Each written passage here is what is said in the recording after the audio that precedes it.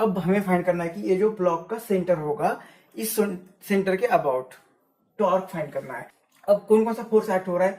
एक तो downward direction में टुवर्ड सेंटर होता है mg, और mg का हम दो कंपोनेंट, और mg होगा तो ये थीटा, तो ये कितना होता है mg cos थीटा होता है, mg sin थीटा होता है। नॉर्मल रिएक्शन इस डायरेक्शन में एक्ट होगा, torque due to mg cos थीटा, mg sin थीटा नॉर्मल, और plus torque due to a frictional force इस mg cos थीटा की लाइन ऑफ एक्शन। तो ये होगी उसकी line of action.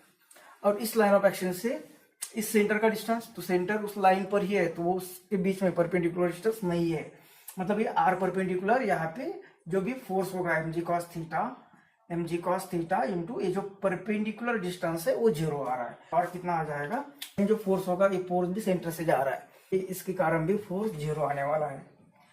mg sin theta और ये नॉर्मल, ये सेंटर, इसकी भी लाइन ऑफ एक्शन ए होगी और ये सेंटर उसी पर है, मतलब इसके कारण भी फोर्स जीरो आने वाला है। ये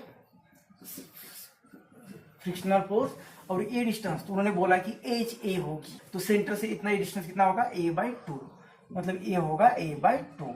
टॉर्क मिल रहा है फ्रिक्शनल फोर्स a/2। ये ब्लॉक क्या हो रहा है, यूनिफॉर्म मोशन से नीचे आ रहा है। यूनिफॉर्म मोशन से नीचे आ रहा है मतलब एक्सेलरेटेड मोशन नहीं है। जब एक्सेलरेशन नहीं है वहां पर नेट फोर्स नहीं है। नेट फोर्स नहीं मतलब ये डाउनवर्ड फोर्स और अपवर्ड फोर्स इक्वल हो गए, मतलब ये एफ आर ही क्या होगा, mg sin थीटा होगा।